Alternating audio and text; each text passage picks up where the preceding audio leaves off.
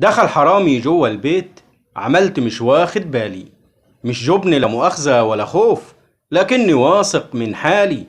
هيسرق ايه يعني المسكين، وانا بيتي من الاموال خالي. فضل يدور يا ضنايا والحسرة في عينيه بتلالي.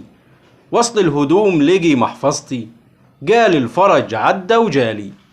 محفظتي كانت منفوخة وصاحبنا مستني ومشتاق.